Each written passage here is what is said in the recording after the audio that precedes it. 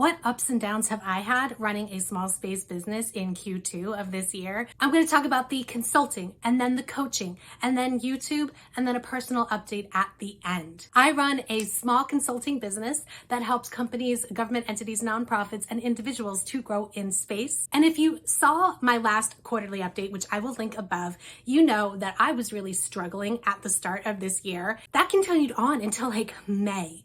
So I poured all of the revenue back into the company. I really went without an income for that period of time as I was really trying to build the business, and different people have different opinions about whether or not to pay yourself first. I decided to pay my people first. I decided to try some new things. None of them worked out. So that is unfortunately how it goes in business. Sometimes you try new things, you take risks, and sometimes it just does not pay off. That's okay. I've restructured things in May and June. Things are on and up right now, even if the company is not growing as quickly as I wanted when I set my goals back in December. I am, of course, so thankful for the returning clients I've had, the new clients I've had. My team and I have been working on some great little projects here and there. Really feel like I'm contributing in small ways to the growth of the space sector. Then I experienced something completely out of the blue, which is 2 non-paying clients in Q2 of this year. I've had non-paying clients before, but these were just back to back, bam, bam. And one of them committed bank fraud in order to get out of paying me.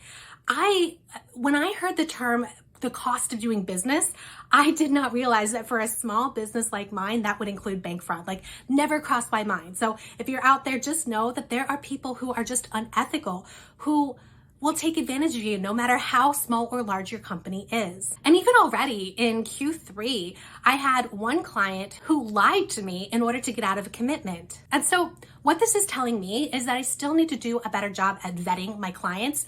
Only one of those 3 clients had red flags that I noticed. And I thought by having a contract in place, I would protect myself, but no. When it comes to people who are just not happy with themselves and their place in the world, they will break their oath, they will break contracts in order to get out of paying for the services that they had been provided. Now, I did not catch any red flags with the second and third trouble clients. So this tells me it's a problem with me, that I need to do a better job of vetting the commitment of a client and really ensuring that I do what I can to gauge how a client is going to be before I go too far into a business relationship with them.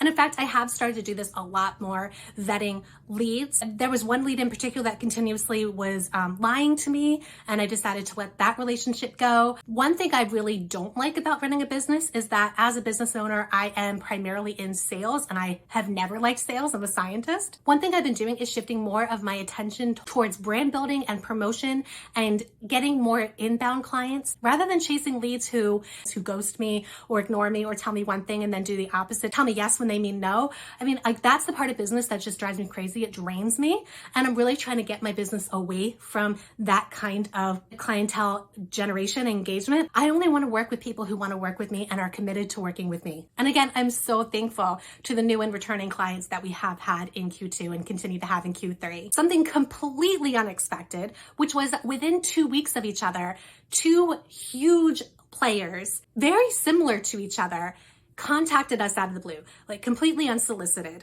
and asked if we could do a service for them. And these are high value clients. These would be big contracts. That sort of blew my mind because these companies were not on my radar. They were just not clientele that I expected to ever go after. And it really brought to my attention that this could be a whole new area to bring the company, to really reach out and see who amongst these type of companies needs our help. And these would be high value clients. So you really don't need that many of them in a year in order to be successful. I don't know if either one of those deals is going to work out. When it comes to large corporations, it can take a long time, but it was sort of eye-opening to me. And so while I was going through all the drama with the bank fraud, like, these 2 companies were communicating with me, and it's really hard to get upset about these small potatoes when you have big players to really focus on. Throughout the course of my business, and my business is now about 8.5 years old, I have continuously needed to shift my mindset as to who I go after, which clientele are my ideal clientele. And those 2 companies that came to us unsolicited, well, they just sort of raised my bar again as to what my company would be capable of and can go after. So I am grateful for those two opportunities, even if they don't pan out. And one thing I've gotten exceptionally good at, which was a goal of mine last year, continued to this year, is saying no and protecting my time. You would not believe the numbers of people who come to me asking for a call, asking for a meeting, asking for my time for free. Where I am in my stage of career, it was different when I was in my 20s, when I was a student, when I was saying yes to everything and volunteering my time here and there and everywhere and talking to everybody and networking. Now where I am in my career, I really, really need to protect my time in order to get what I need done. I'm the kind of person who really needs to focus. And if there's too many distractions, too many things on my calendar, I cannot get done anything.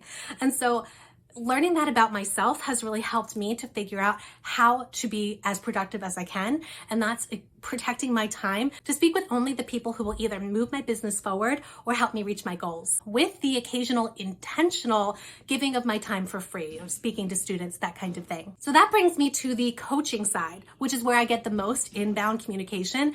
The coaching side has been phenomenal this year. We have sold out all 3 group coaching programs. That's Accelerate Your Space Career. We've sold out all 3 of them so far this year, every quarterly program. It has been so rewarding to see my clients make progress, get themselves out there, get job offers, land jobs. I had one time period where 3 weeks in a row, 3 of my clients got job offers and accepted them. And that's just, it's so great to see that happen with people I've been working with. And most of these people were not from the space industry. Most of these people were outsiders who wanted to work in space and then were landing their first space job. The limiter of my success here, that I realized I was at a ceiling with the number of people I could help. So Heather and I have been working together to figure out how we can expand the offerings to more people. I'm so excited to get Heather on board with co-coaching with me now. She's been with me for a year and a half. Her role has evolved over time. She is now helping me to co-coach the current group coaching cohort, Crew 8, and she has a brand new offering that is completely her. It's called Boost Your Space Career.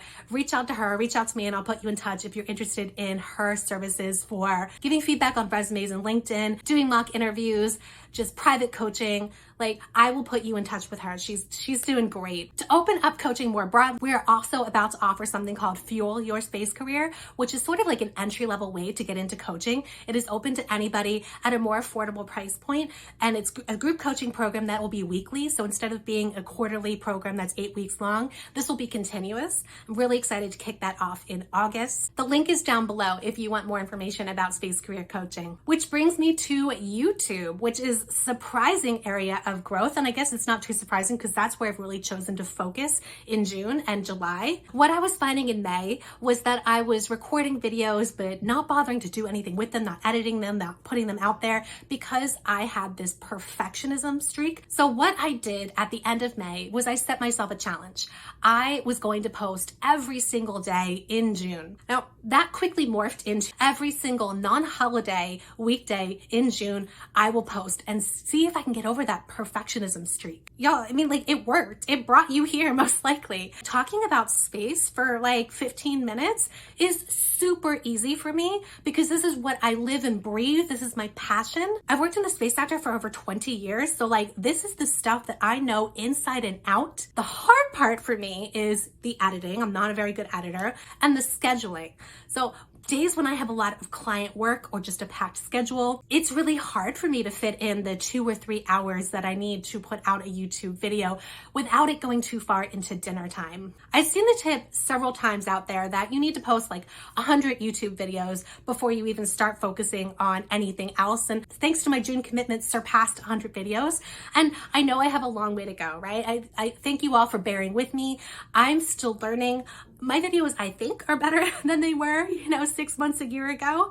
I'm still learning the process, but it does help me to figure out how to improve the more quickly I do. And I do believe I've gotten over the perfectionism streak. And now it's just a matter of compromising. So I've gotten feedback like add more visuals, add more B-roll. And so I'm trying to do that without it taking more time. Now I'm getting the feedback like memorize your video more and do less cuts. Like, I can't do that. I cannot do that in the time allotted, but I think as I produce more videos, I'll get more comfortable speaking in front of the camera. I'll do less cuts and edits. I did continue that challenge from June into July, and I'll just keep on doing it with the understanding that I only have like 2 or 3 hours to commit per video. I had a goal this year of hitting 1,000 subscribers. I already hit that, so thank you so much for being a subscriber. If you get value out of this channel, I do appreciate you subscribing. Now, if you watched my company planning video back in December, which I will link above, you might remember that I was planning to move back to the Space Coast of Florida in the second half of this year. And that was the plan until